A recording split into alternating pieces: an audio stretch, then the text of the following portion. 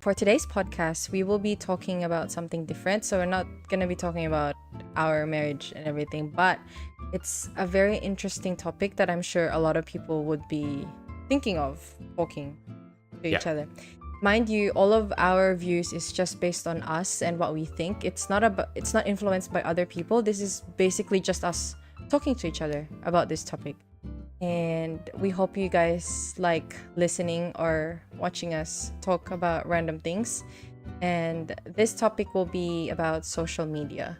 And because we're very young, we're 23 years old, so we're still up there pretty much. We're the techie people. With the young Gen Z generation. Yeah, so we're very influenced by social media in a way. So we'll see how it goes. So the first question is, how has social media affected your mental health, positively or negatively?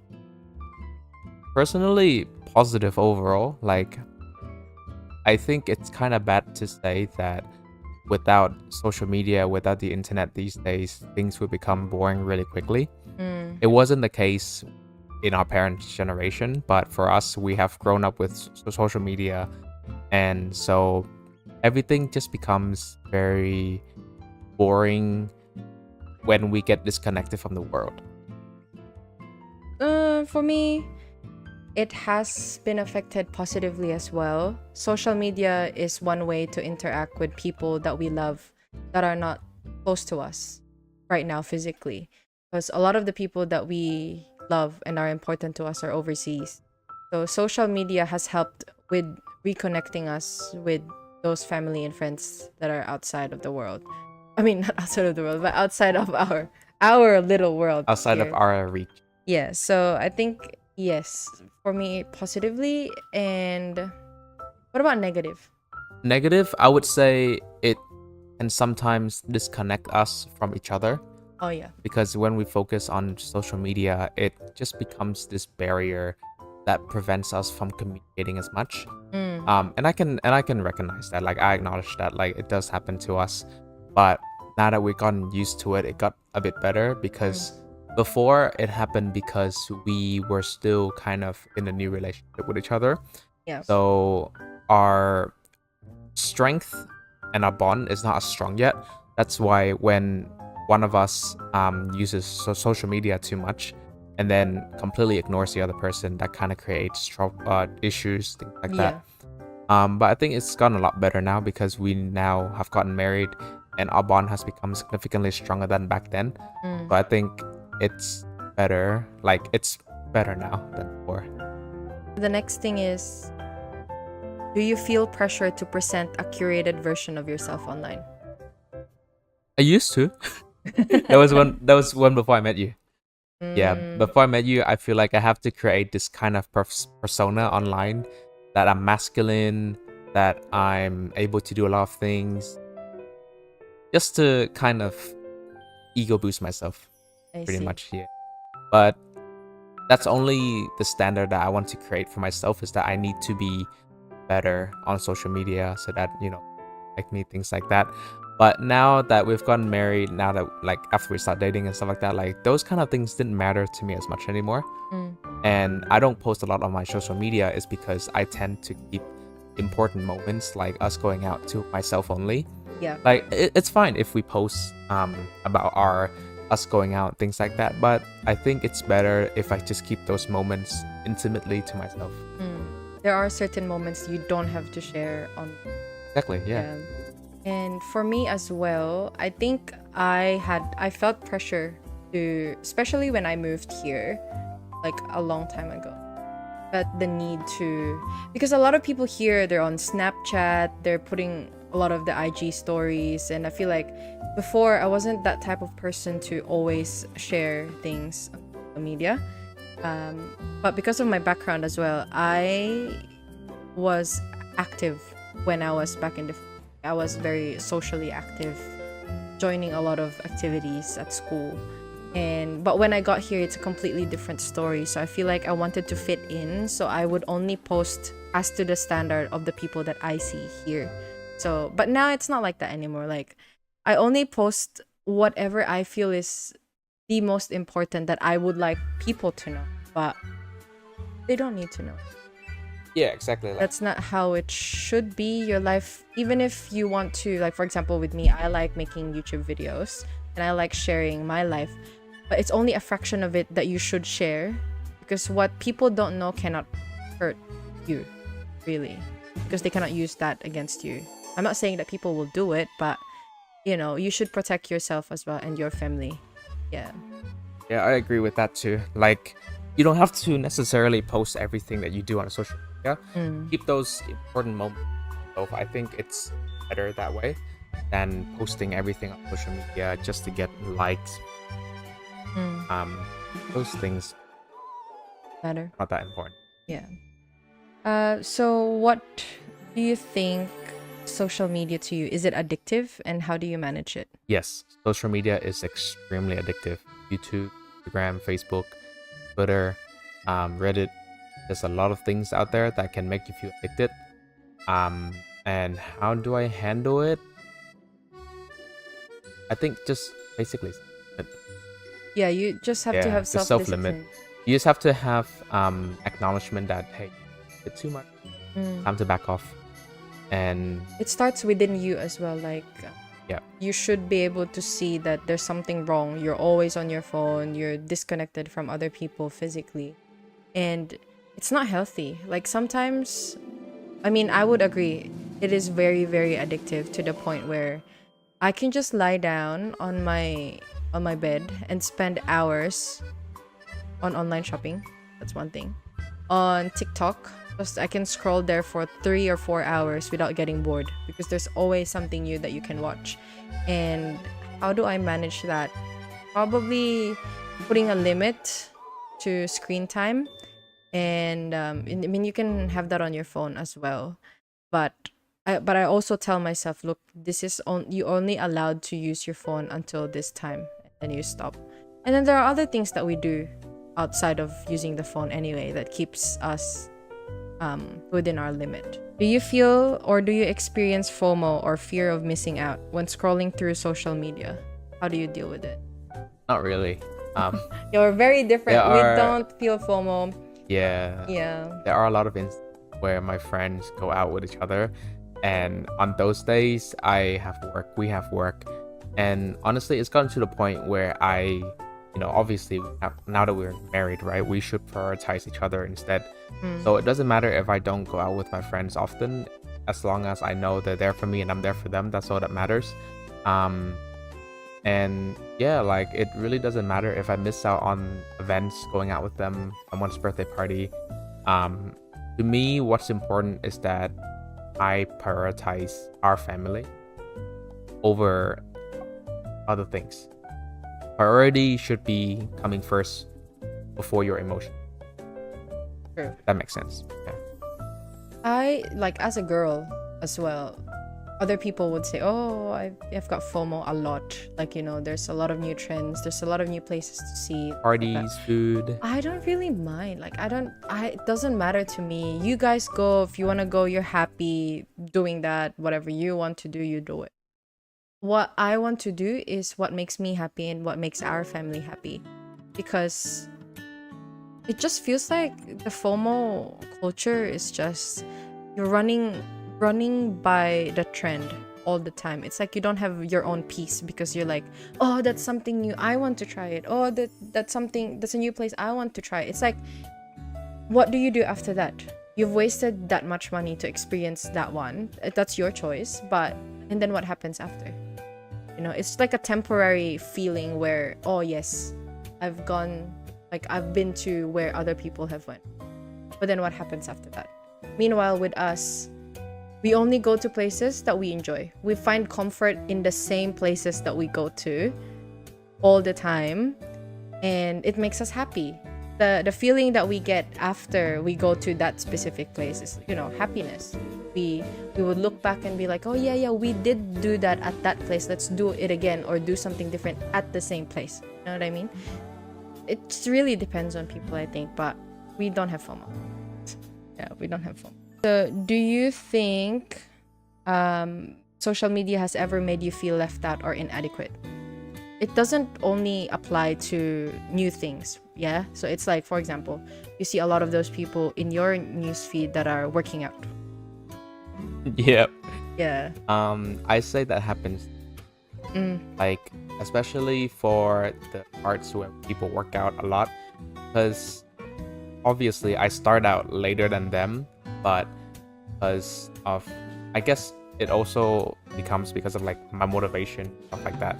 Like it's at the moment it's very difficult for me to find motivation to work out, to do what I used to 3 years ago, because we're so busy with work now that our priorities just becomes work, saving money, rest. Like where does the workout goes into that? Yeah. And I know that I don't work every single day, but because of how straining our work is and how mentally exhausting it is, it just kind of threw off balance and made me lose my motivation and track of what I want to do in my workout.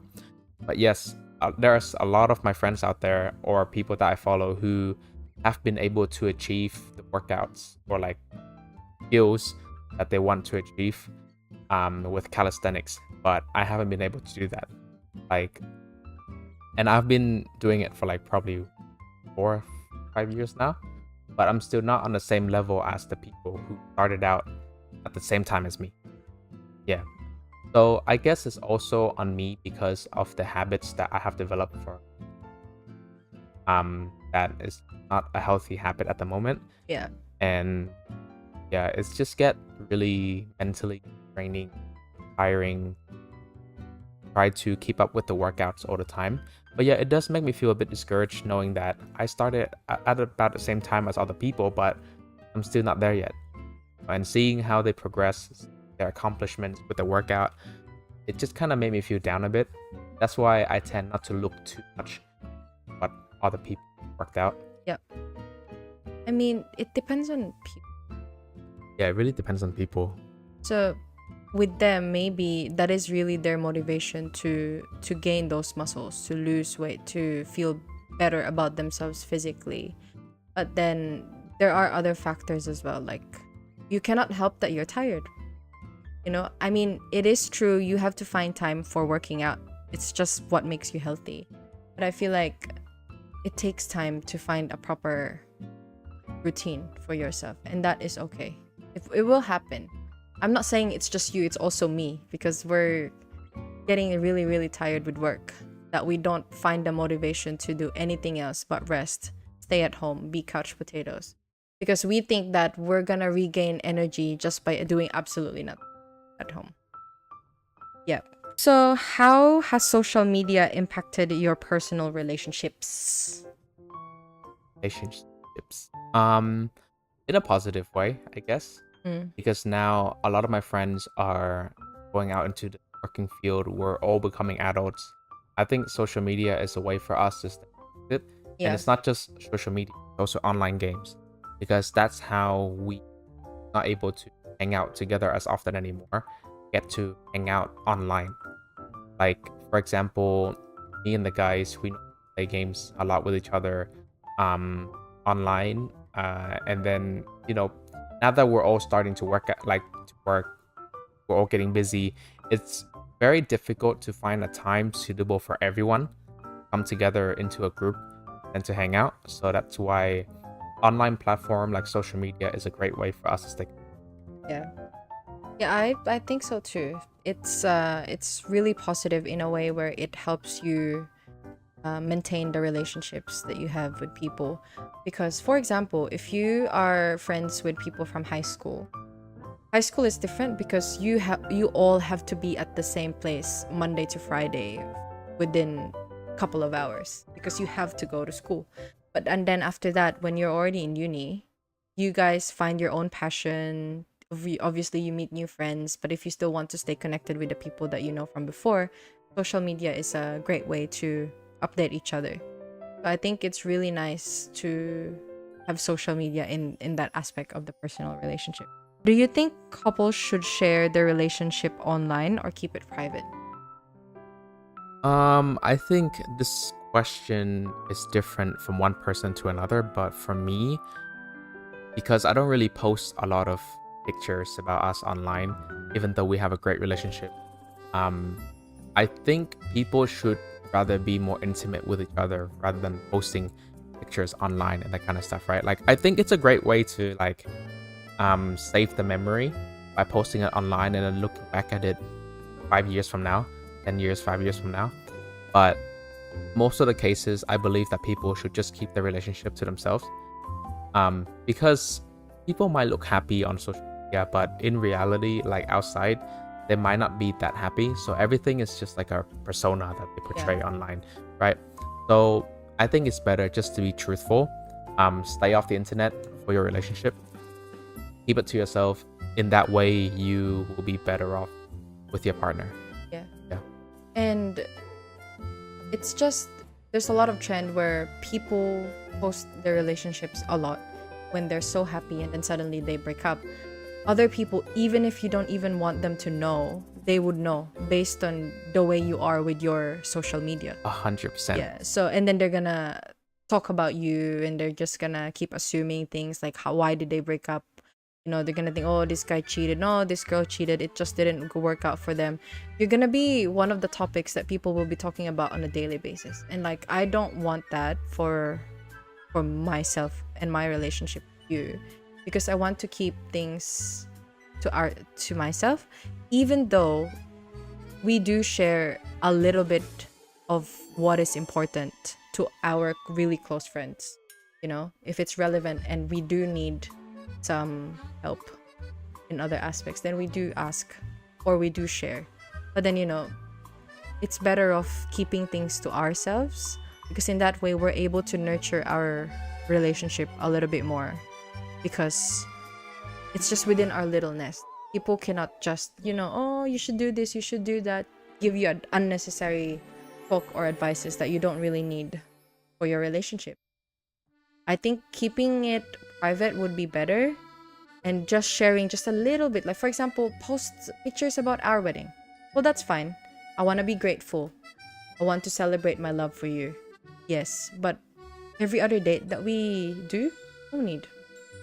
Yeah, I agree with that as well.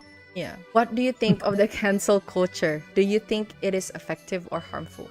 Harmful, 100%. The cancel culture is one of the most toxic, harmful culture in the entire world. Like, if people do something wrong online, right? Like, I get it. They do something wrong.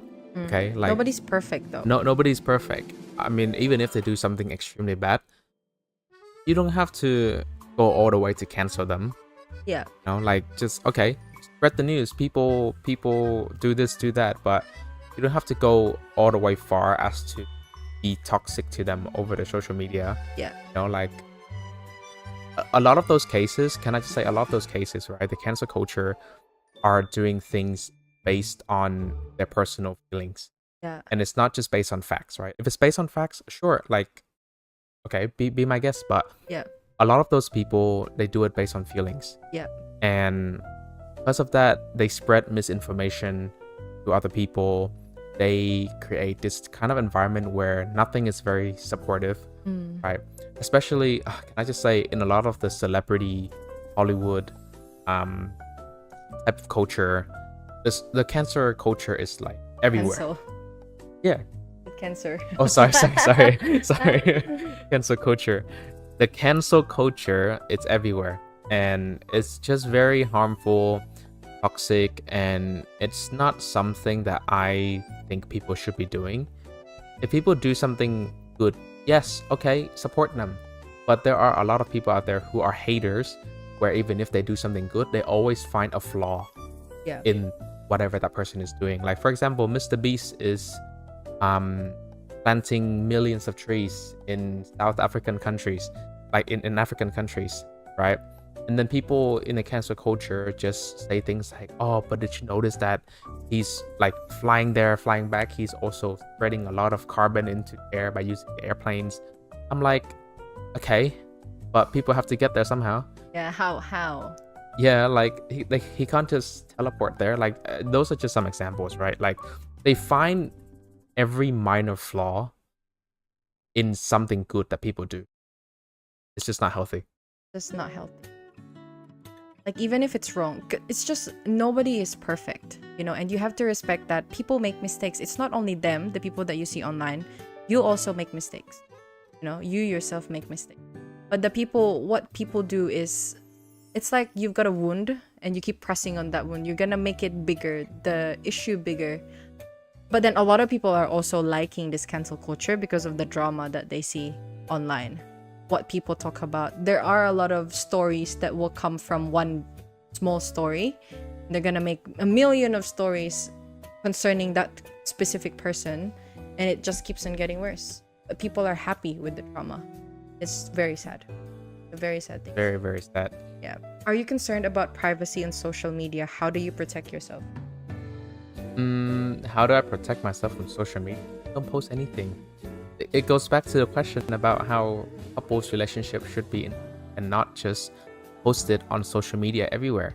It's because when something happens, people will try to dig into those situations, and then they will try to like spread rumors, saying the wrong things, spreading like it's all coming back to people not being very supportive of each other on social media.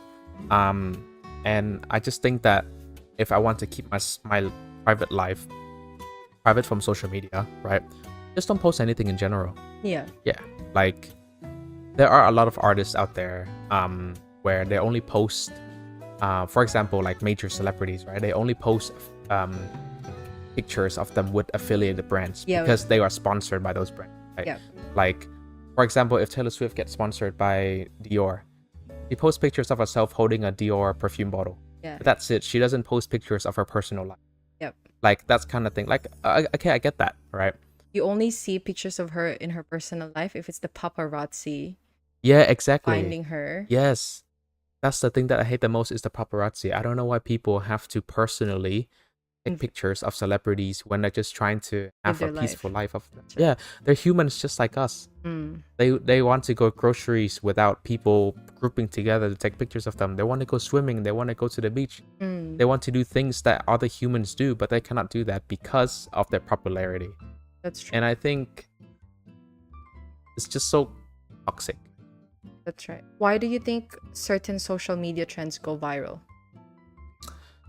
This is funny. Yeah, look. Because it's funny. I feel like the ones that we watch are the funny ones, and that's why they become viral. Like, it's really sad though, because it's like, it's funny videos, but it's like people getting hurt. It's like people falling down the stairs or things like, not stairs, but like, you know, falling down. But it's just the algorithm, and I'll talk about that later because it's just one of the questions I have. Can social media really lead to social change, or is it just performative? Half and half. I would say this is half and half.